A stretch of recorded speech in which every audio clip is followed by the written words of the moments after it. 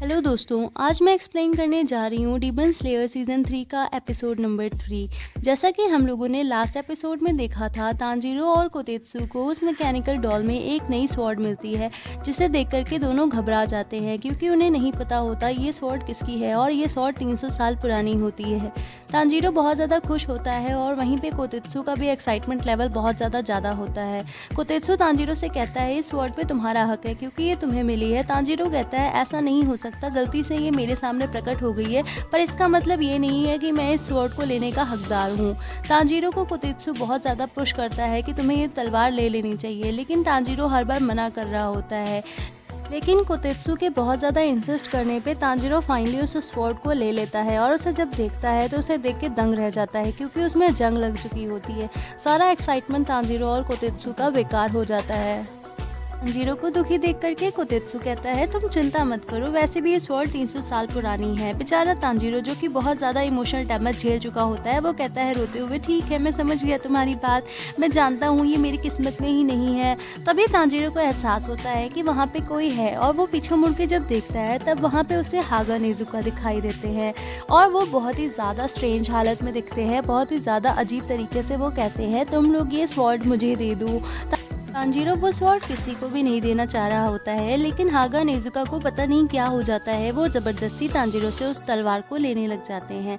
Tanjiro कहता है आप इस तरीके से मुझसे ज़बरदस्ती मत करिए, ये तलवार मेरी नहीं कोतेत्सु की है और आप उसकी परमिशन के बगैर इसे नहीं ले सकते। फिर तांजीरो कहता है मैं आपको इतने दिनों से ढूंढ रहा था, आप मुझे तब तो नहीं मिले और अब अचानक से प्रकट हो गए हैं और जो चीज़ मेरी नहीं है वो भी आप मुझसे छीन रहे हैं। हागा नेजुका कहता है ये चीज़ तुम मुझ पर छोड़ दो, इसको ठीक करने की रिस्पॉन्सिबिलिटी मैं लेता हूँ। कोतेत्सु भी मदद करता है तांजीरो की, लेकिन हागा नेजुका के सामने दोनों कमज़ोर पड़ जाते हैं। तब भी वहाँ पे कानामोरी आते हैं और वो तांजीरो और कोतेत्सु को कहते हैं कि हागा नेजुका को बहुत ज़्यादा गुदगुदी लगती है, तो इसे कंट्रोल करने के लिए तुम लोगों को गुदगुदी लगाना चाहिए। बहुत ज़्यादा हंसने के बाद में हागा नेजुका बेहोश हो जाते हैं। कानामोरी कहते हैं कि अगर हम लोग हागा नेजुका को गुदगुदी लगाते हैं तो थोड़ी देर के लिए वो बेहोश हो जाता है।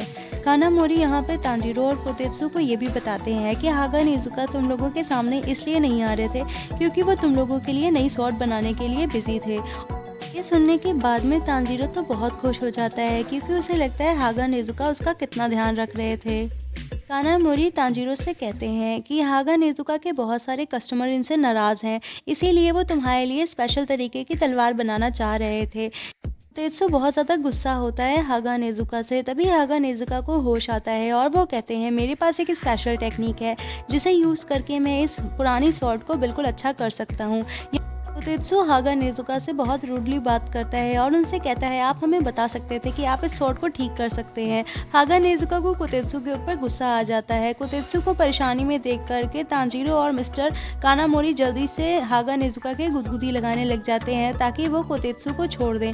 फाइनली कोतेत्सु को बचा लिया जाता है और हागा नेजुका फिर से बेहोश हो जाते हैं। हागा नेजुका को जब होश आता है तब वो अपनी स्वॉर्ड देते हैं तांजीरो को और उससे कहते हैं मैं तुम्हारी स्वॉर्ड जल्दी से ठीक करके तुम्हें लौटा दूंगा, तब तक तुम मेरी स्वॉर्ड को यूज़ कर सकते हो। और इतना कह के वो तांजीरो की स्वॉर्ड को लेकर के चले जाते हैं। तांजीरो खाना खा रहा होता है और सोच रहा होता है उसकी स्वॉर्ड 2-3 दिन में पॉलिश होकर के आ जाएगी और वो ये सारी बातें गेनिया से भी शेयर करता है। गेनिया को बहुत ज़्यादा गुस्सा आती है तांजीरो पे और वो तांजीरो से कहता है तुम मुझसे इस तरीके से क्यों बात कर रही हो जैसे कि हम दोनों एक दूसरे के दोस्त हैं। तांजीरो कहता है हम दोनों एक दूसरे के दोस्त ही तो हैं।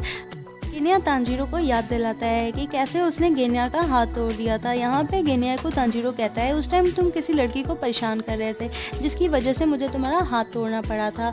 और यहाँ पे तांजीरो अपने फ्रेंड गेनिया को फूड ऑफर करता है ताकि वो अपना गुस्सा भूल जाए, लेकिन गेनिया का गुस्सा तो कम होने का नाम ही नहीं ले रहा था। तभी तांजीरो गेनिया से पूछता है कि जब तुम बात में नहा रहे थे तब क्या तुम्हारा दांत टूट गया था। तभी यहाँ पे गेनिया शांत हो जाता है और तांजीरो से कहता है कि ऐसा तो कुछ भी नहीं हुआ था, हो सकता है तुम चीज़ों को इमेजिन कर रहे होगे।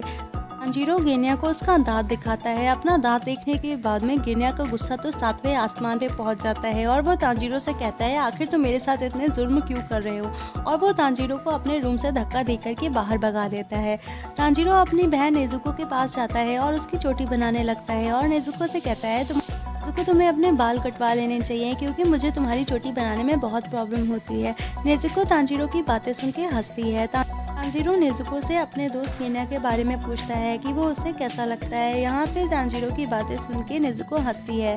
तांजीरो समझ जाता है कि नेज़ुको को भी गेन्या अच्छा लगता है। हीरो खिड़की से बाहर देखता है। बहुत ज़्यादा रात हो चुकी होती है और इतनी रात के समय में एक स्वॉर्ड्समिथ कहीं पे जा रहा होता है और उसे तभी एक मटका दिखाई देता है। वो इंसान मटके के पास जैसे ही जाता है, उस मटके के अंदर से एक डीमन निकलता है जो उस स्वॉर्ड्समिथ को खा जाता है, लेकिन स्वॉर्ड्समिथ को थोड़ी देर के बाद उस मटके से बाहर फेंक देता है क्योंकि उसे वो डाइजेस्ट नहीं होता है। और हम देखते हैं यहाँ पे वो डीमन और कोई नहीं ग्योको होता है और ग्योको स्वॉर्ड्समिथ के गाँव में आ चुका होता है, जिस गाँव का किसी को भी अभी तक पता नहीं चला होता है। फाइनली ग्योको ने उस गांव का पता लगा लिया होता है। ग्योको के साथ में हातेंगु भी होता है जो कि ग्योको को थैंक यू बोल रहा होता है क्योंकि उसकी वजह से उन्हें स्वॉर्ड्समिथ के गांव का पता चल गया होता है। तांजीरो अपनी बहन नेज़ुको के साथ में आराम से सो रहा होता है। तभी हम देखते हैं गेन्या रात के अंधेरे में सबसे छुपते छुपाते एक घर में जाता है और वहाँ पे किसी बूढ़े इंसान को बुलाता है, लेकिन वो बूढ़ा इंसान गेन्या को कहीं पे नजर नहीं आता है। गेन्या यहाँ पे अपने भाई को याद करता है और किसी मिशन को पूरा करने की बात करता है जिसके बारे में हमें नहीं बताया जाता। तांजीरो सो रहा होता है, तभी उसके पास तोकितो आता है। तोकितो तांजीरो को जगा देता है। तांजीरो अचानक से तोकितो को अपने सामने देख करके घबरा जाता है और उससे पूछता है तुम यहाँ पे क्या कर रहे हो। तोकितो तांजीरो से कहता है मैं यहाँ पे ढूंढने के लिए आया हूँ कानामोरी को। तांजीरो कहता है मैंने कानामोरी को हागा नेज़ुका के साथ में देखा था, तो मैं तुम्हारे साथ चल सकता हूँ उसे ढूंढने के लिए। तो तांजीरो से कहता है आखिर तुम सबके बारे में इतना ज़्यादा कैसे सोच लेते हो। तांजीरो बहुत आराम से कहता है अगर मैं किसी का भला करता हूँ तो अंत में मेरा भी भला होता है, इसलिए भला करना अच्छी बात है। और यहाँ पे वो कहता है तोकितो से कि वैसे भी मुझे भी हागा नेज़ुका के पास जाना था, तो तुम मेरे साथ आराम से चल सकते हो। तोकितो को तांजीरो की ये बात बहुत पसंद आती है और तभी यहाँ पे हम देखते हैं नेज़ुका जाग जाती है जो कि अजीब सी हरकतें कर रही होती है। और यहाँ पे तोकितो कहता है मुझे ऐसा लगता है मैंने तुम्हारी बहन को कहीं देखा है और ये बहुत ज़्यादा अजीब है। और वो बहुत देर तक नेज़ुको को देखता रहता है। नेज़ुको भी तांजीरो के साथ में बैठ के बहुत देर तक तोकितो को देखती रहती है। तोकितो को एहसास होता है रूम के बाहर कोई है और हम देखते हैं थोड़ी देर में वहाँ पे एक डीमन आ जाता है। ये डीमन और कोई नहीं बल्कि हातेंगु होता है। तांजीरो ये समझ नहीं पा रहा होता है स्वॉर्ड्समिथ के गांव के बारे में इन डीमंस को कैसे पता चला। ये डीमन बहुत स्लोली आ रहा होता है तांजीरो के पास में, तभी तोकितो अटैक कर देता है उस डीमन के ऊपर, लेकिन डीमन बहुत ज़्यादा फास्ट होता है इसलिए वो तोकितो के अटैक को डॉज कर देता है। हातेंगु रोते हुए तोकितो से उसे छोड़ देने के लिए कहता है और यहाँ पे तांजीरो को समझ नहीं आ रहा होता ये अपर रैंक का डीमन इतना ज़्यादा स्लो क्यों है और ये उस पर अटैक क्यों नहीं कर रहा है। यहाँ पे तांजीरो को बहुत ज़्यादा गुस्सा आती है और वो हातेंगु के ऊपर अटैक कर देता है, लेकिन हातेंगु उसे भी डॉज नहीं कर रहा होता। तभी यहाँ पे नेज़ुको भी अपनी फुल फॉर्म में आ जाती है और वो हातेंगु को बहुत तेज़ से किक मारती है जिसकी वजह से हातेंगु को बहुत अच्छी खासी चोट लगती है। तांजीरो नेज़ुको को वापस से उसकी फॉर्म में आ जाने के लिए कहता है और यहाँ पे हम देखते हैं तब तक तोकितो हातेंगु का सिर उसके बॉडी से अलग कर देता है, जिसे देखने के बाद में तांजीरो कहता है कि इसे मारने का कोई फ़ायदा नहीं क्योंकि डीमन के टुकड़े भी हो जाएं तब भी वो सरवाइव कर जाते हैं। जीरो तोकितो को सावधान रहने के लिए कहता है और हम देखते हैं हातेंगु का जो हिस्सा अलग हो गया था वो फिर से रीजनरेट हो जाता है। ये शॉकिंग चीज़ होती है तांजीरो के लिए, उसे समझ में नहीं आता आखिर ये एक से दो कैसे बन गए। तांजीरो और तोकितो दोनों मिलकर अटैक करते हैं डीमन पे, लेकिन डीमन यहाँ पे बहुत ज़्यादा पावरफुल होता है और एक ही अटैक में तांजीरो और तोकितो को बहुत ज़्यादा तेज़ का झटका देता है। नेज़ुको तांजीरो को तो बचा लेती है लेकिन तोकितो अटैक से नहीं बच पाता है। यहाँ पे हमें पता चलता है ये दो डीमन है सेकिडो और कराकू जो कि हातेंगु की बॉडी में छुपे हुए थे। अब हातेंगु का स्प्लिट हो गया है जिसकी वजह से ये दोनों आज़ाद हो चुके हैं। जीरो दोनों के ऊपर अटैक करने के लिए आगे बढ़ता है लेकिन सेकिडो बहुत ज़्यादा पावरफुल होता है और वो अपने वेपन से एक ही बार में तांजीरो की हालत ख़राब कर देता है। तांजीरो इस वेपन को पहचानने की कोशिश करता है और सोचता है आखिर ये क्या है जिससे उसे इतनी ज़्यादा प्रॉब्लम हो रही है और उसे सब कुछ धुंधला नज़र आ रहा है। तभी तांजीरो की नज़र पड़ती है गेन्या के ऊपर जिसके पास कुछ स्पेशल वेपन होता है। गेन्या उस वेपन से सेकिडो और कराकू के ऊपर अटैक करता है, जिस अटैक के बाद में दोनों की खोपड़ी अलग हो जाती है। गेन्या स्वॉर्ड से भी डीमन के ऊपर अटैक कर देता है जिसकी वजह से उनकी बॉडी अलग अलग हो जाती है। तांजीरो गेन्या को रोकने की कोशिश करता है और उसे बताता है कि अगर तुम इनको अलग करते हो तो ये अपनी बॉडी को रीजनरेट कर लेंगे लेकिन बहुत देर हो चुकी है। तांजीरो की आंखों के सामने वो अलग-अलग पीसेस बॉडी के डीमंस के आपस में जनरेट हो जाते हैं और अब 2 से 4 डीमन डेवलप हो जाते हैं। ये देखने के बाद में तांजीरो दुखी होता है। तभी एक डीमन तांजीरो का हाथ पकड़ लेता है और उसे हवा में उड़ाने ले जाता है। तांजीरो को समझ नहीं आ रहा होता कि इन डीमंस के पास में उड़ने की भी पावर है और वो देखता है एक डीमन जो है उसने गेनिया के ऊपर अटैक कर दिया है।